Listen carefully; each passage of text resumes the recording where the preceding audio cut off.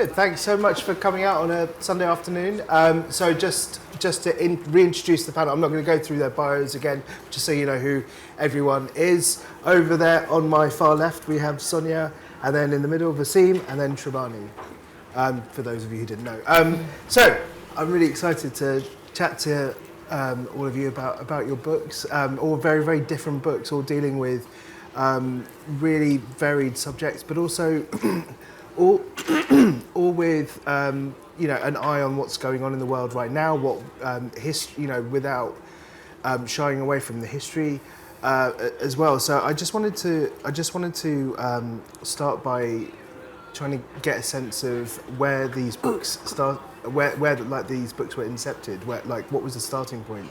So, Sonia, could we start with you? Could you just tell us where The Good Girls came from? Yeah. So sometime after the rape and the death of Jyoti Singh, who many of you will remember was the young woman who was attacked on a bus in Delhi in December 2012, there was a reckoning in India, and there were nationwide protests. The protests forced the government to change the laws. There were seismic changes, which now we take for granted, and I think also now looking at the situation in India, you may also think that, wow, those never happened, but they did. The world changed for us as Indian women, because one of the most significant things that happened was that we started talking about sexual violence, which we had never done before. And I'd grown up in Delhi, and I was aware that I was constantly under threat, and I did not have the vocabulary for it. So after Jyoti Singh's death, I started thinking about writing a book about sexual violence in India, and I was a reporter, so I am one still, and I was confronted with this book of, I don't know what it was going to be, thoughts, ideas, and I wasn't up for it because it still didn't feel like my story. And while I was grappling with how to tell the story, I saw on social media that 2 children aged 14 and 16 had been found hanging in a mango tree in a village in Uttar Pradesh. And the story at the time was that the children had been raped and murdered by upper caste men, and that the men, in a show of strength, had decided to flaunt the bodies of the girls in the very area in which they had lived and they would play every day. So I decided to go to Uttar Pradesh and to investigate this case of the children as one segment in the book, perhaps as a starting point. But once I was in Uttar Pradesh, in this village called Katra Sadatganj, I realized that something was happening that nobody was talking about, that there was no real resolution, and that the story hadn't been told in its entirety. So I ended up going back and forth for 4 years. And so a book of, I think, thoughts and feelings actually ended up becoming a book of fact and investigation, and that's what you get in The Good Girls. What I loved is such an astonishing piece of work, and what I loved about it reminded me of so Gary Young wrote a book about gun violence in America called Another Day in the Death of America about 5 or 6 years ago, where he wanted to write about gun violence, and he just picked one day and then decided to write about all of the deaths through firearms that had happened that day. And it was this sort of microscope that told these very specific stories was every story, and that's what I loved about your book. By getting the microscope closer and closer and closer to these girls and to the community around them, you're able to say something that speaks across so many different stratas, and that was what was so powerful about it, by being so hyper-specific. And I wondered if you could just talk a little bit about the point at which you knew that this book was just going to be about them, and how that helped you to talk about this sort of wider thing that you wanted to talk about. So when we talk about sexual violence in India, we talk about caste and poverty, and we talk about rural lives and opportunity and education for women, and these are all important subjects that we need to understand and we need to engage with. But I think when we focus exclusively on those issues, they are very overwhelming issues that you feel like you can never get your arms around. And when you do that, you lose sight of the people at the core of the story. And ultimately, the most powerful stories are not about institutions and policy, they are about people. So in Katra, Sadatganj, the first thing that I realized about these two kids, who I call Padma and Lalli in the book, is that they were loved. Their parents adored them, their communities treasured them. And secondly, that they were just normal kids, which had somehow been, never made it into the public conversation. They were teenagers, they had mobile phones, they loved to text, they were into this guy, they gossiped, they liked to bunk school. They were a pain. Their parents had problems with them, as all parents tend to have with teenagers. And that life was lost, and what it became was something that we all know not to be true, which is that you're not defined by your death, because you don't have any control over that. I mean, if I fall under a bus after this, I hope I'm not going to be remembered as the woman who fell under a bus, We are not defined by death, we're defined by our lives. And so I started looking at these girls' lives, and there was so much beauty and character and fun and merriment and silliness in it.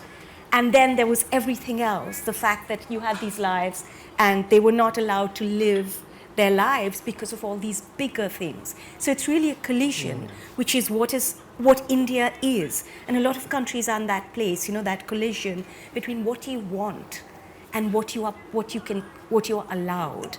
And I demonstrated that collision, I hope, by showing the everyday lives of these kids. Brilliant, thank you so much. So I'm going to come to you, Vaseem, now. As the author of two different book series, the Baby Ganesh Agency and the Malabar Hill books, can you just tell us about how you kind of formulate the sort of the mystery of the book, and how you decide what you're going to cover, either thematically or and how you keep these characters spinning? Yeah, I mean, themes are really important to me. So my journey is slightly different, perhaps, from my co-panelists here today. So I grew up in the UK. My parents were from the subcontinent, and at the age of 22, I got the chance to go to India to work. And this was back in '97, when India was beginning its superheated economic charge to the near global power that we think of India as today. I went for 3 months. I spent 10 amazing years there, best years of my life. And when I came back to the UK and I wanted to write a book, I love crime fiction, so I decided I was going to write a crime novel, and it ended up, it was called The Unexpected Inheritance of Inspector Chopra, about a rigid, honest man from the Mumbai police force in his late 40s who's forced into early retirement. And he has to solve a murder, but he also inherits this 1-year-old baby elephant.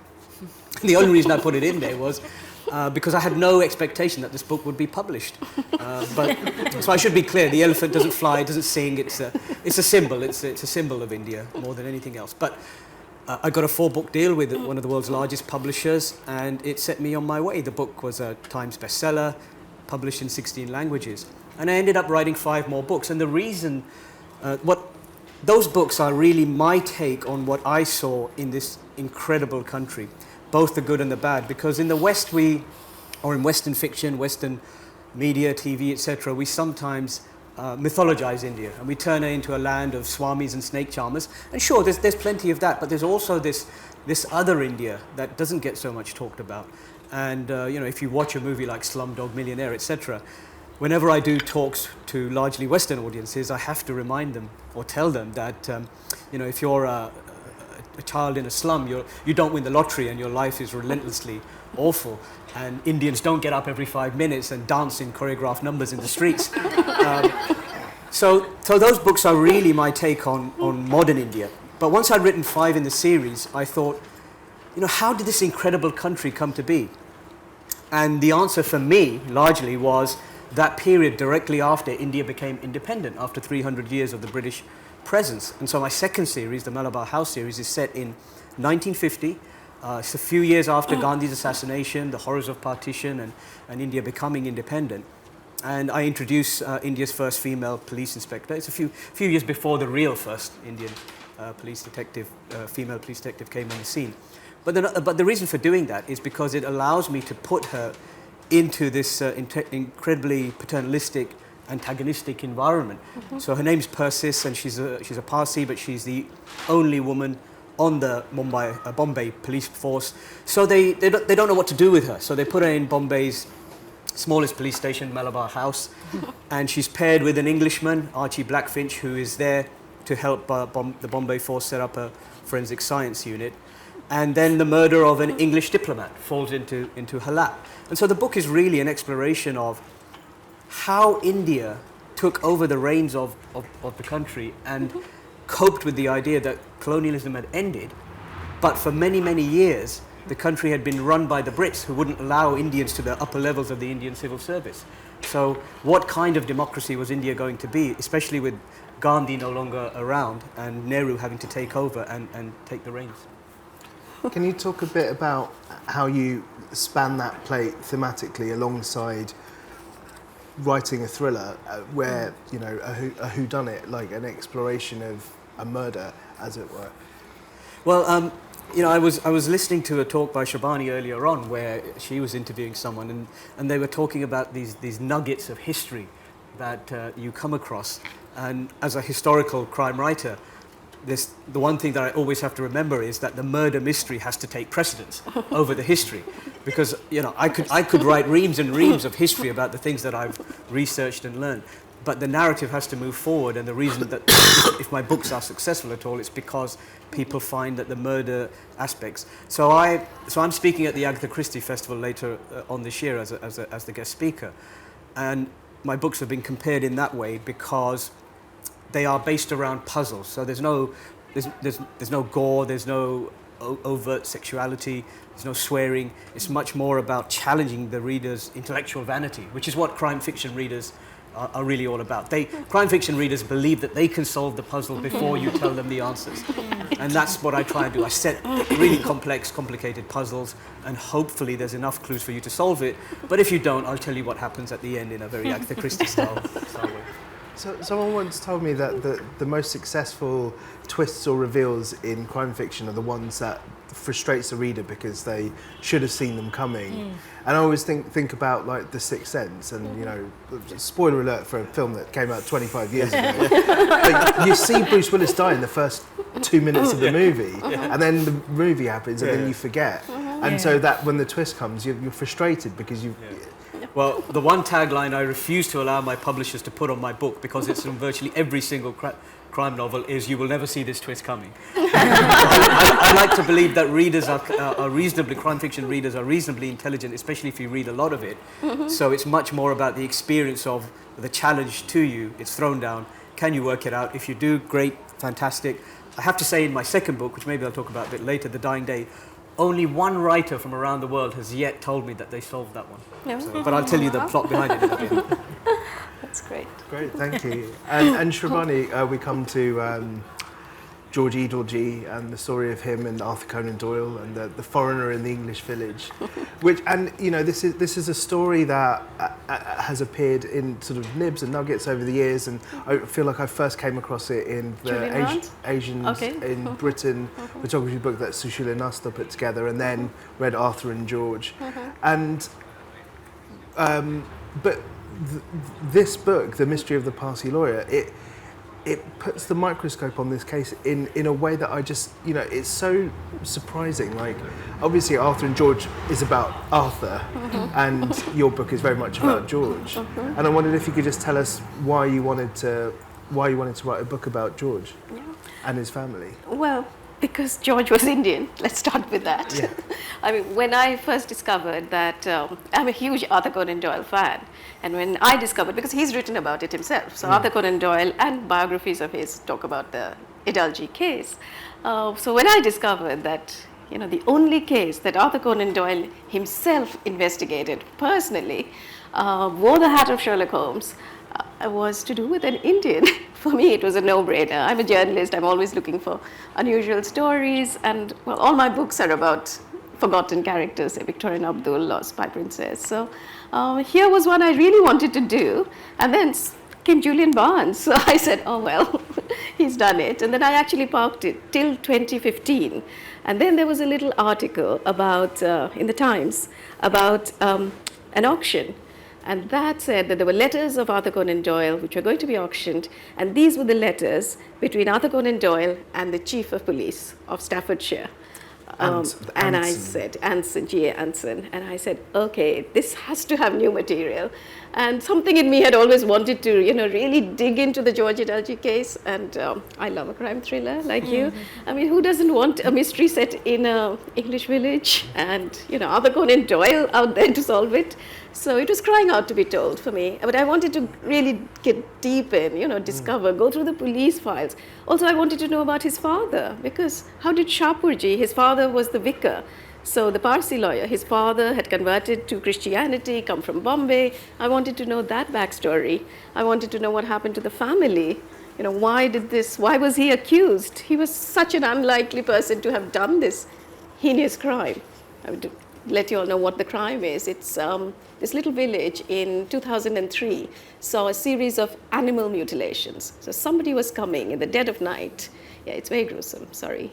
And slashing animals and just leaving them to die. So there were horses, cattle lying there.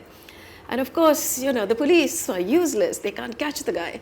And they are, they need 6 months have gone. Cattle are being slashed. It's the Whirly Ripper. People are associating it with Jack the Ripper, who was there a few years ago.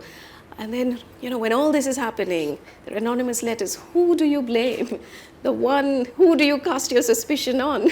There's the one family in the village, the only odd one out, the brown vicar, preaching the word of Christ to a white parish, his half-caste children, his English wife, and of course, all the suspicion falls on them.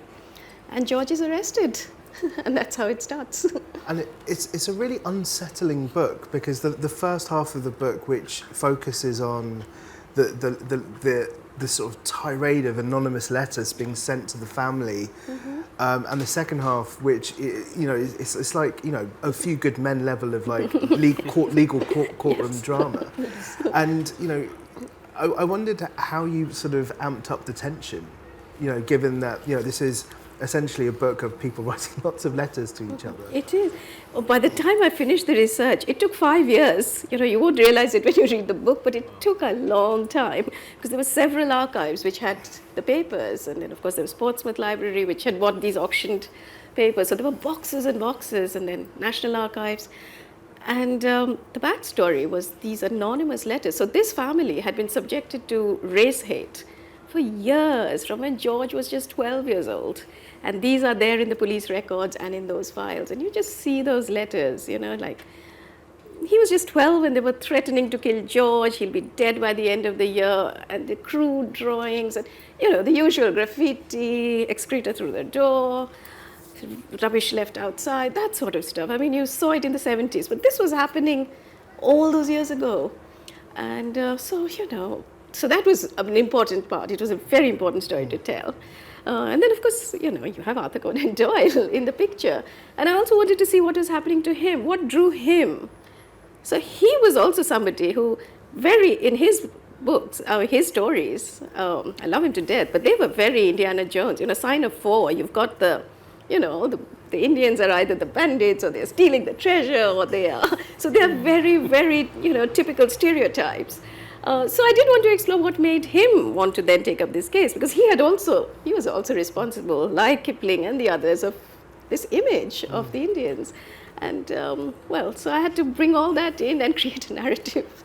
It wasn't easy. And you paint a really interesting picture of Arthur Conan Doyle as a man who was sort of, part of him just wanted to feel useful, and part of him was also like a man who wanted to show how clever he was. And also, he'd come back from the war, and he had, his wife had died, and he was sort of almost writing those last Sherlock Holmes stories under duress. Yeah. And this sort of gave him a new lease of life almost. Yeah, he writes that it was a welcome distraction, because when he received the appeal, so it was George who appealed to him and said, only you can clear my name, only you can save me. Because George had read his books in prison. He'd read all the Arthur Conan Doyles in prison. And this was, the timeline was really interesting, because he just published Hound of Baskervilles. And that was, the most famous of all his books. So he was very much into Arthur Conan Doyle. And then this happens. So he's in a low spot, and here comes the chance to take up a challenge, champion an underdog, fight a miscarriage of justice. It's all done very funnily in a very imperialist way as well, because when you believe in empire, which Arthur Conan Doyle did, you also believe that the empire means justice, and empire means, so he's also challenging that. But hats off to him, he really took on the Home Office, and I think a lot of people would love to take on the Home Office at every stage, especially now. Yes, especially now. There is a protest happening tomorrow in front of the Home Office at 5:30. Just like throw that in there. Yep. But all three of your work involves such meticulous and intense amounts of research. Obviously, Sonia, as a journalist, talking to people who are alive and of the community that you're writing about, and Vaseem, you're writing historical crime with the Malabar House books, and with you, you're working with archive and people's memoirs and autobiographies. I wondered if you could just talk a little bit about your research processes, and if you could talk a bit about interviewing people, because there's such amazing, delicate interviews that you get in the book, and like all that material that comes out. I just wondered if you could talk a bit about that. Yeah. So, like I said, the story revealed itself over many years. I initially thought that I would go to Katra Sadatganj, the village, and I would meet the family, and that was really going to be the extent of my involvement in the case. Because by the time I arrived in India, a year had passed since the children had been found. The case had been investigated by one set of police. That investigation was rubbished. It was investigated by a second set of police officers, rubbished again, and then the federal investigators, the CBI, had come in, investigated it, presented their report, which wasn't embraced by the village, but that is to be expected because of the because of the animosity and the fear that people feel towards those they consider much more powerful. So I didn't think that I had a role to play there as an investigator, but because I saw that there was so much yet to be said and to be understood, I decided to keep going back to the village. And then I just, like any reporter would do, it's quite standard, you grow your circle of information, you grow your circle of sources. So if you start by talking to the immediate family, then you go and talk to their neighbors, then you talk to everybody in the village, then you go to the adjoining villages, then you start looking at the other districts, and you look at the circles of power. So you go from the powerless, that is in this case the family, to more powerful, the police, the CBI, the politicians, and you keep climbing up that pyramid. And once you have all that information, you cross-check and you build a narrative. And I think what worked for me in this case was making very clear to the family that I would like to talk to everybody.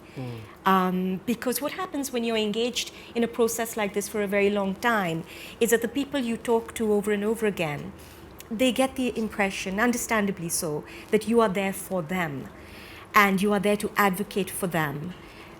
And you will tell their story and you will assume that their story is fact.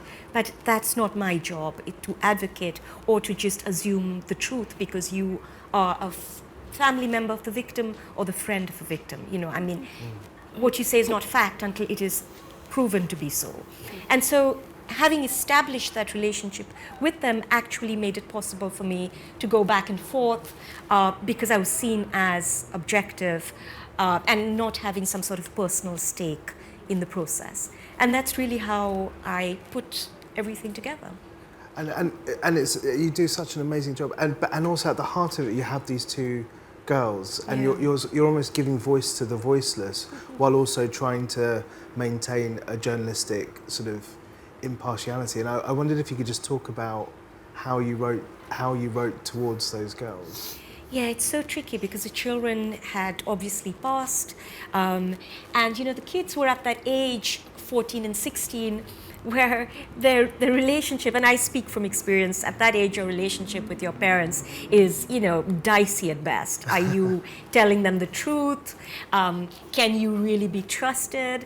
I think all of us have this multiplicity of lives, but when you're a teenager, that is really when you are in full Jekyll and Hyde mode. So when I met the kids' parents and they were presenting this picture of them as, very good, very well behaved, very good in school, wanting to grow up to be doctors, that sounds lovely, and that might have been the case, but it proved not to be the case from conversations with, teachers and their friends and other family members. I mean, they were not like some sort of exalted beings, they were just kids.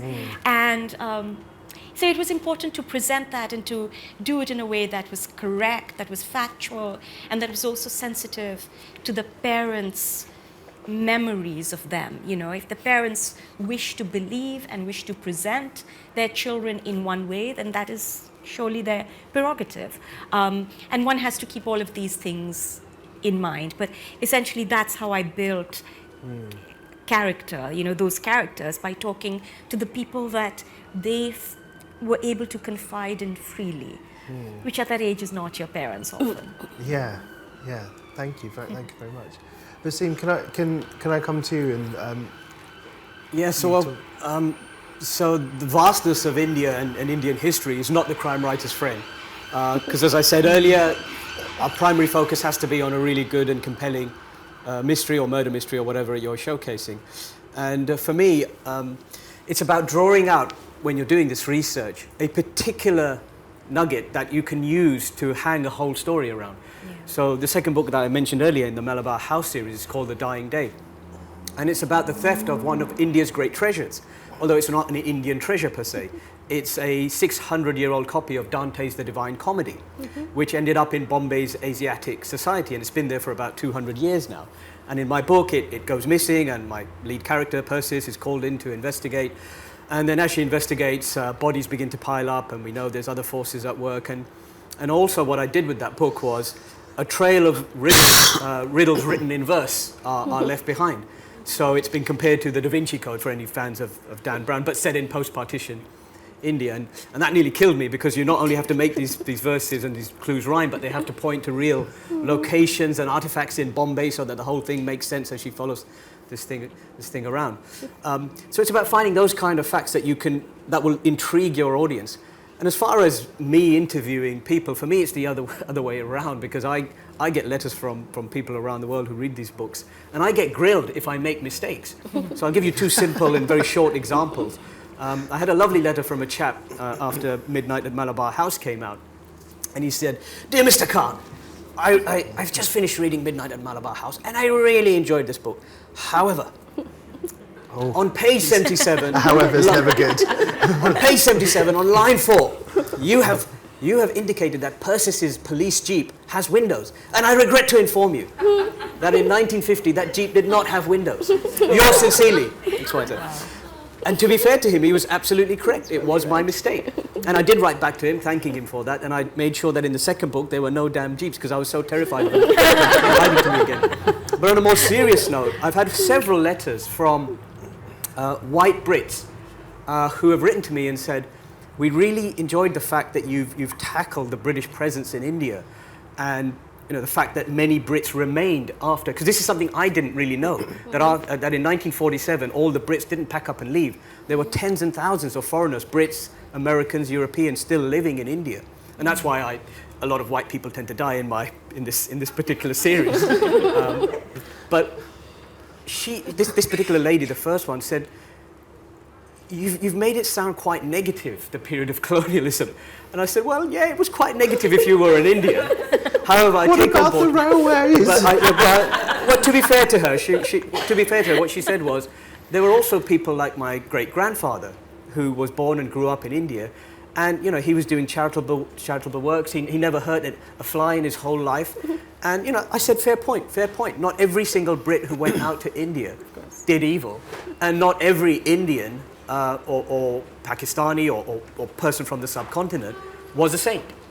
And these are the balancing acts that you have to do when you're doing historical fiction, because you're going to rub some people up the wrong way, and other people you're going to illuminate their knowledge of history, but you can never predict who is who. And also, you are dealing with a cast of characters with complex, compromised moral codes as well. Well, absolutely. I mean, the heart of crime fiction is compromised moral codes, because many of the times, many a time, especially in say the golden age of crime fiction, so golden era mysteries, which is the kind of space that I write in. The murderer often turns out to be a normal person who's been compromised by a particular situation, a family member or a friend or a doctor or a lawyer. They're not out and out, dyed-in-the-wool criminals who from birth have been going onto that route. And you'll know this from your interviews and things, that many a time criminals are people who have simply come across a particular opportunity which has led them astray, rather than dyed-in-the-wool criminals from birth. So it's a difficult balancing act. Thanks.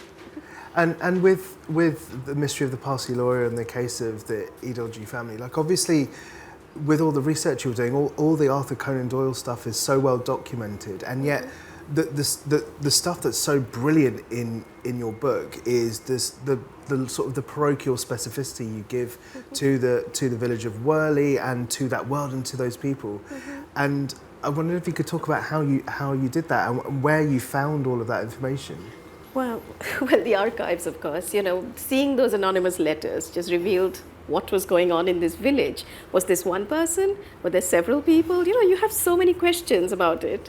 And then the police files, which is the stuff that was auctioned, that led me down another road, because I realized then, well, I don't want to give away too many spoilers, but the police, Anson, is actually laying traps, to, when he hears that Arthur Conan Doyle is on the case, he's laying traps to sort of compromise Arthur Conan Doyle and trip him up in his investigation. It's like very much line of duty, he is corrupt cops, and he is wasting police money trying to outsmart and frame George Edalji, but also sort of trip up Arthur Conan Doyle. It's like a Holmes Moriarty, and these two sudden Victorian gentlemen are at loggerheads. So that was really interesting as well, because that's part of the story. Suddenly George actually goes to the background a bit at this stage, because suddenly these two take over and they are fighting over George, who's in the background. But George is he is restored to the solicitor's roles, so he can come back. But so much happens, and I will not give away the ending, because it is as Vaseem will tell you, in a sense, who done it. So let's see whether Arthur Conan Doyle solves this case.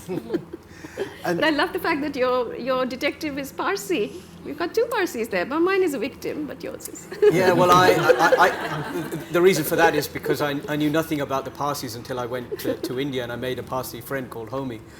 He ends up in my first series as a pathologist. And the idea that the Parsees have this process of excarnation where they leave their bodies out in the Towers of Silence. Yeah. Somebody told me a story. I do not know if this is true, so any Parsees, please do not hold this against me. But apparently in modern Mumbai, there's a debate now because the surrounding tower blocks, etc., have encroached on the place where the Towers of Silence are. Yes. And these vultures who are supposed to consume the body and they're holy animals to Parsees, occasionally they take away little snacks and then they drop them, and sometimes they land on the balconies of the people who are in the surrounding. So some people in Mumbai have tried to have the Parsee area of the Towers of Silence moved outside of the city. But the Parsees rightly say this is holy land for us. Why should we move our holy land that's been there for centuries? So it's this ongoing debate. But I thought it was a fascinating community within which to set. It is, and in fact the Parsees, sorry to interrupt, but the Parsees, so this village, I also went into newspaper reports because, as Sonia will also know, it's so important how they are reporting this. And of course, all the coverage when George is arrested is to do with his physical appearance. Here is this Oriental, he's got a debased chin, he's this, and you can just see it. And the village, so Parsees are known for offering nocturnal sacrifices of animals in the dark. Where do you get that from? Because Parsees worship the fire and the sun, they've got it all confused. They've mixed it up with the Thuggy cults, thanks to So what does a debased chin look like? Because I'm now very self-conscious. As long as it's not a double chin, so I'll hide mine. And try not to get into any dock. But anyway, yeah. But I think you really nail the sort of the small village syndrome of the English. And I wondered if you could just talk a bit about that, because I thought that was so masterful in that book. Oh, thank you. Well, I think pretty much like Sonia's little village. This is, that's a village in India, yes, and this is a village in England. It's 100 years ago, and it did make me wonder that if Shapurji had been a vicar in London, would he have faced this race head, where it's so much more multicultural. Though it wasn't at that stage, it was, of course, still very white. We are talking about 1876, when Shapurji becomes the vicar of Great Worley. So, height of Victorian England, really.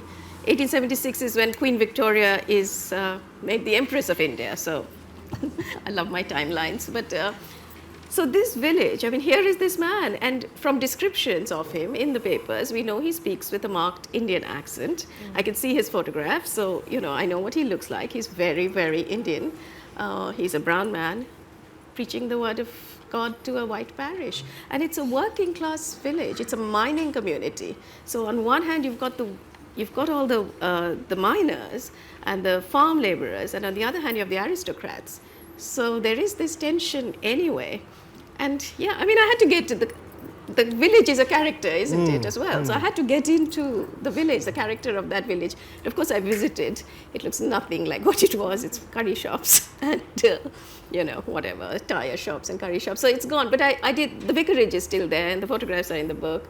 Edalji, father Shapurji, died there after 42 years as the vicar. He died there. He's buried there. There's a headstone. And it's. I went around, saw the fields where this would have happened.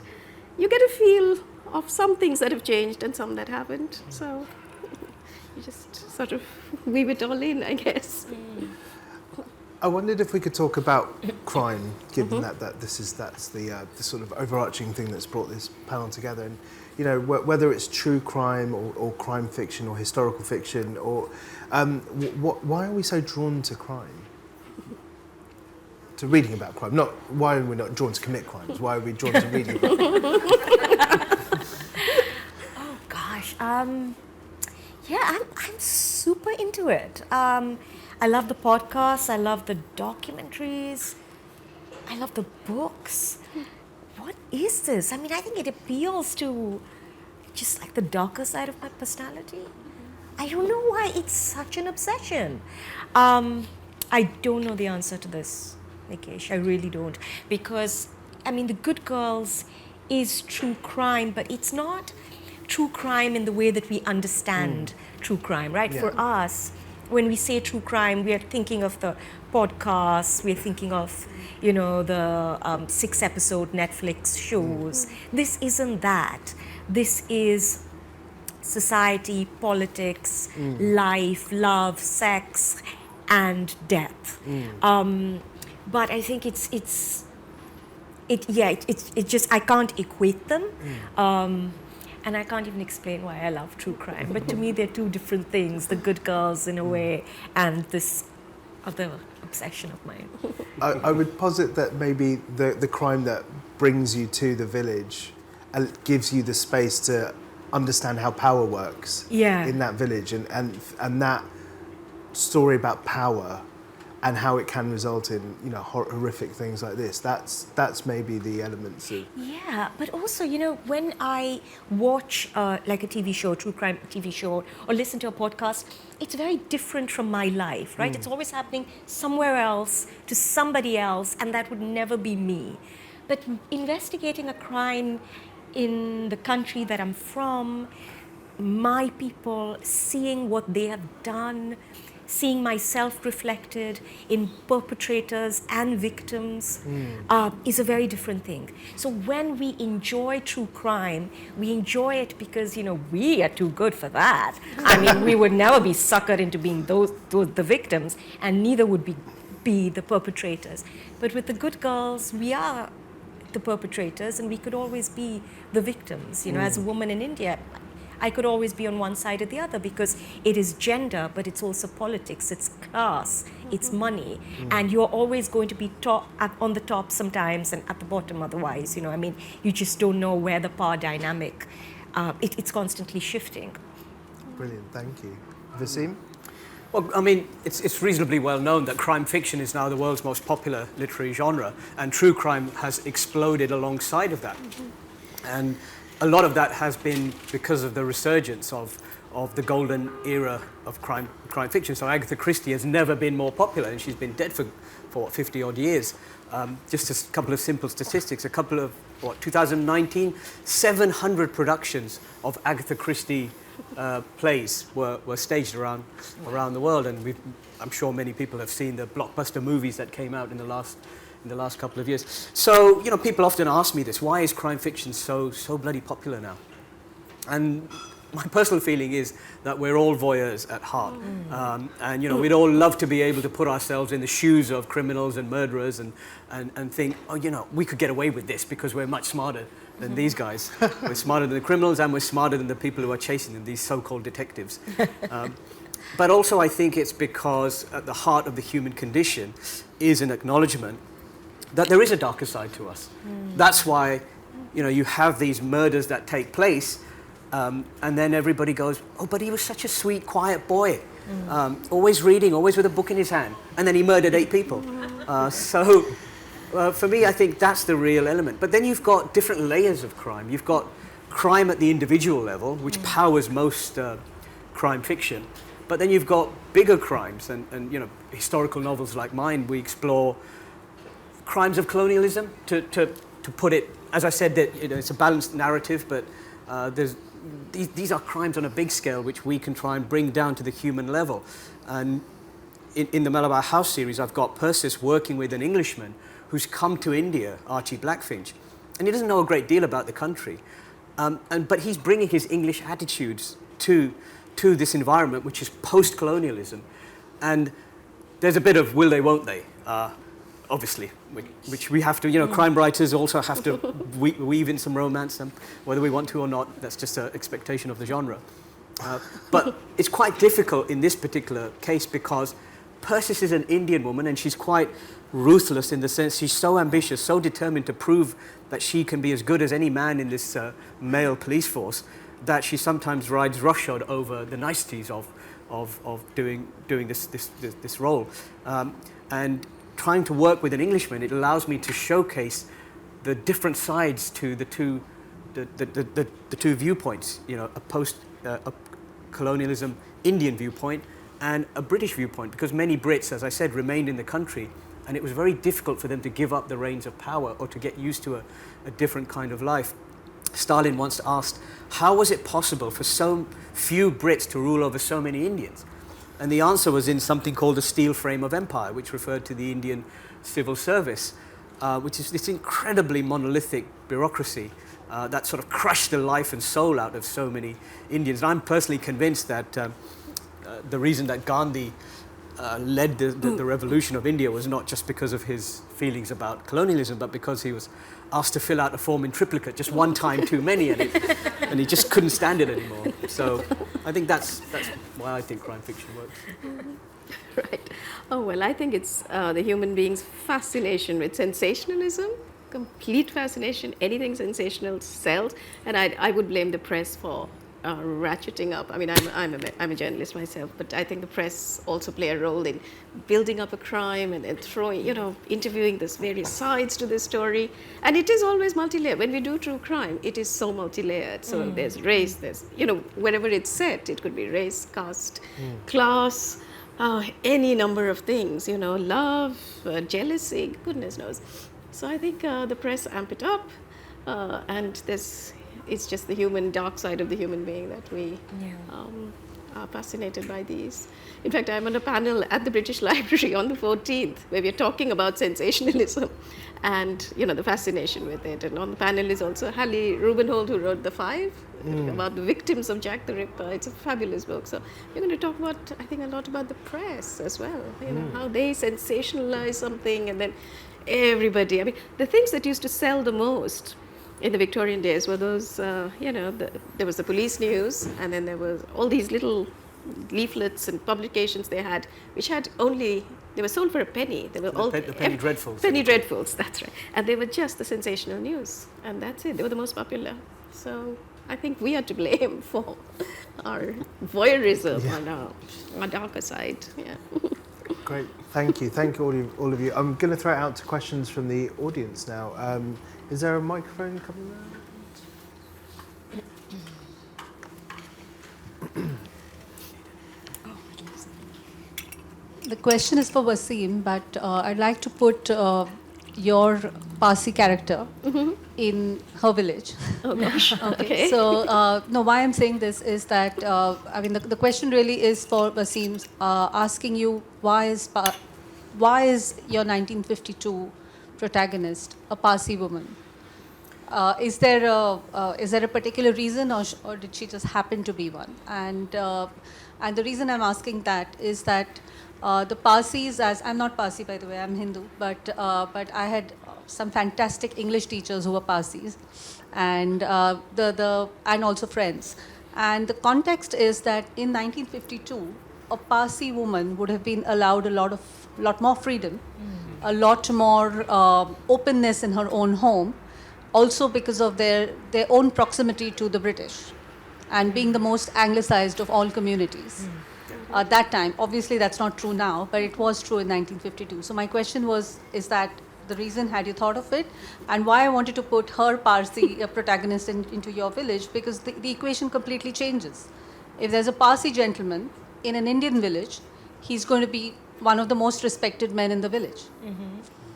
So, well, you're right. I mean, it's a very anglicized community, and they worked with and against the British during the freedom movement, and that's one of the reasons why. So Persis has grown up without a mother. Her father, Sam Wadia, well, I won't tell you the plot, but he loses his wife early on, he loses the use of his legs, but he's a cantankerous man, and he runs a bookshop, and it's based on one of Bombay's oldest bookshops. And he's equally rude to anyone who steps into his shop. A lot of Brits come into the shop, and he treats them in the same disdain that he treats anyone else. So for me, I think it was the fact that it was a very anglicized community that, and you rightly say, it gives Persis a great deal more freedom and the ambition to want to proceed in the Indian police service, because this was at a time where if she chose to get married, it's 1950, not 52, but if she chose to get married, she would have to quit. She'd have to quit being a policewoman, which is another reason why her relationship with Archie Blackfinch is fraught with difficulties, because she can't see a way forward for it if it does go anywhere. So that really, in a nutshell, is the answer. Thank you. Did you want to? Oh, I don't know. I mean, it depends which part of India this village is. If it's in the heart of UP, I don't think a Parsee is going to be. He's Western. I mean, I don't know. This is just my hunch, but it really depends. We don't know. I don't think. I think caste would play a huge part wherever, and I don't think Parsee would be that accepted. No. So it depends on the village. If you send him to a village in Bengal, they'd be very happy. Yeah. Great, thank you. We've got a question. Microphone's just coming around to you. If you just stick your hand up, so yeah, brilliant. Thank you. Thank you. It's a question for Sonia, I think, but possibly for the rest of the panel.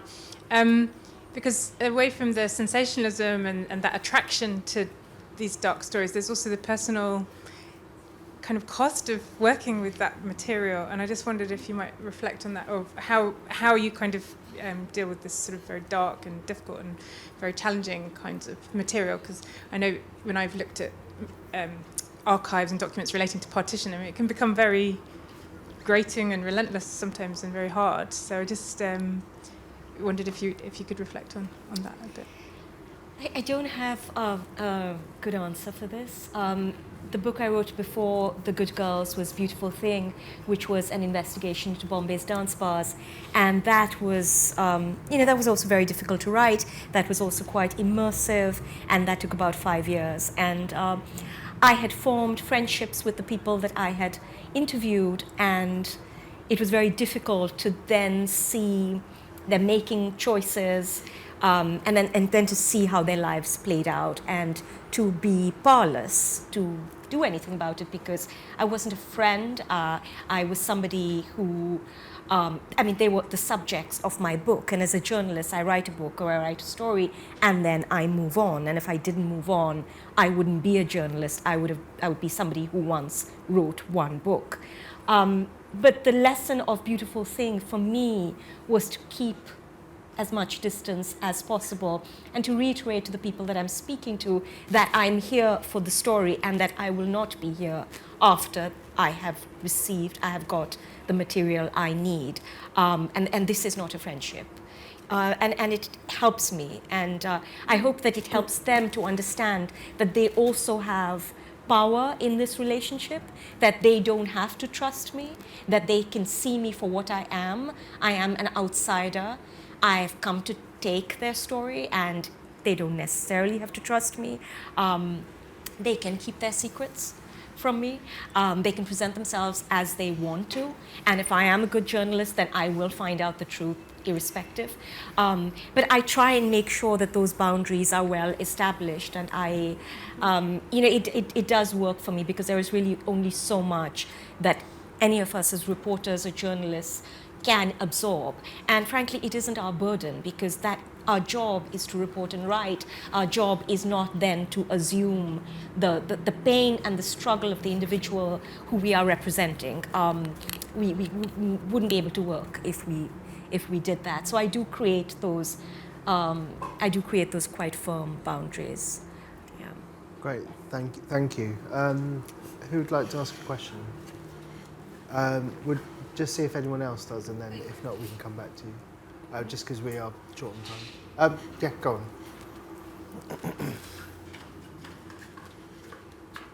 Just wanted to appreciate the Beautiful Thing, and Thank you. I got to know things about Meera Road which didn't exist, despite having been a journalist in that time in Mumbai. And just one question about the Beautiful Thing. Did those women, the ones you described, fine, you had your distance, between them, but did their lives change at all after the book?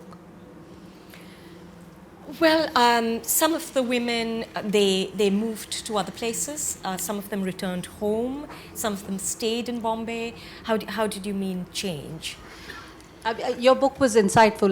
Yeah. It was very, very deep, and it really was very, very immersive. And Do you mean did the book change their lives? their lives, yes.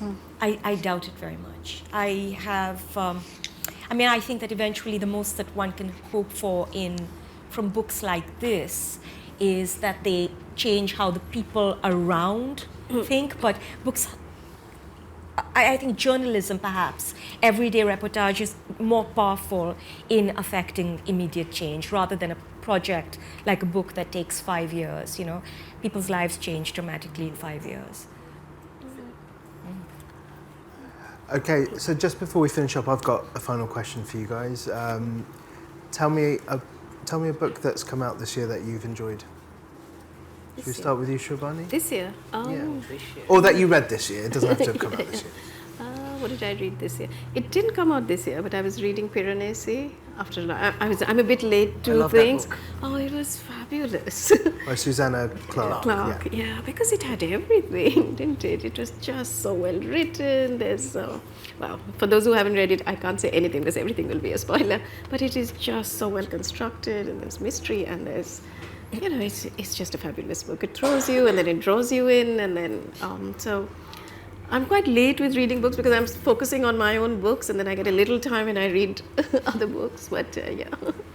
Can you give us that was fiction. Now the book that I really enjoyed this year, again I was late to it, was Empire Land actually, Satnam Sanghera. I really liked that. And Yasmin, I read yours a few weeks back, and I really enjoyed Edgware Road. Yeah, it was. I really enjoyed that. Yeah, very different, very nice. Yeah. Thank you. Vaseem?